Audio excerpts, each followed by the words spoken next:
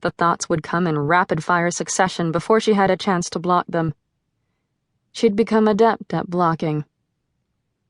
Most days she survived, and some days she even thrived. But days like today were the worst.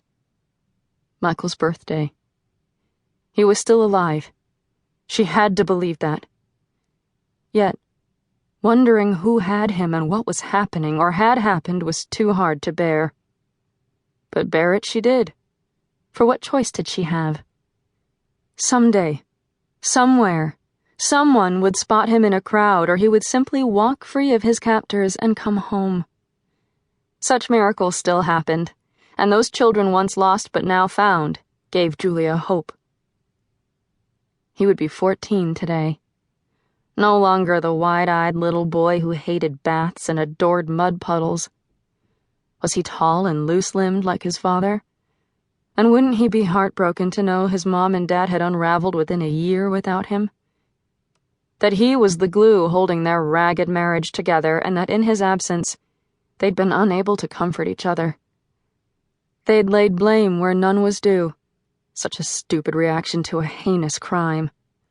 The only person at fault was the evil being who'd snatched a happy little boy from a peaceful town where nothing bad ever happened. And yet, she felt responsible. Mikey was, after all, her child to guard and guide, and she'd failed in that essential role of motherhood. Dragging herself from beneath the ice-blue duvet, Julia reached first for the iPad on the nightstand. With a poke of a finger, she tapped open the Facebook page where Mikey's bright 8-year-old face smiled out at her next to a computer-aged photo. Would he really look like this today? She trolled the comments, saw the handful of birthday wishes, and closed the program with a sigh. No news. No sightings. Just like every day since she'd started the page with the help of a support group. Other mothers who waited for their children to come home. Most days she didn't visit the forums for idle conversation.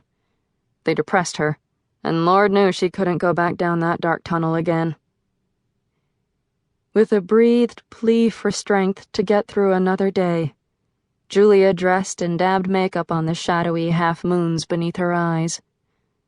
Though dawn had yet to break, she had to get up and get moving.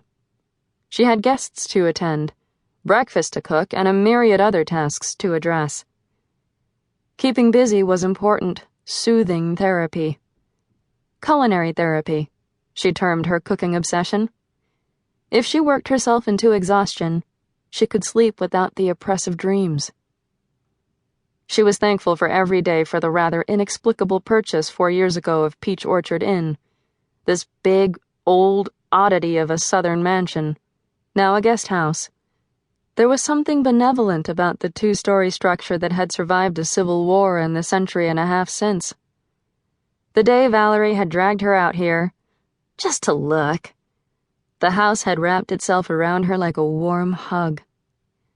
Though cobwebs and dust had covered everything, her heart had leaped.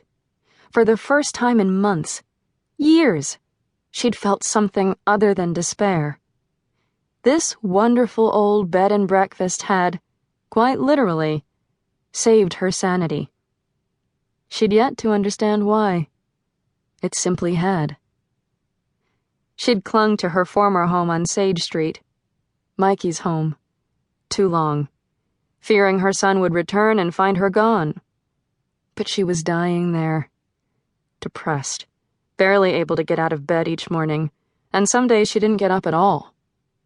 Since a dead mother was not what she wanted her son to come home to, at her family's urging, Julia had sold the modern brick home and moved into a piece of history sorely in need of restoration.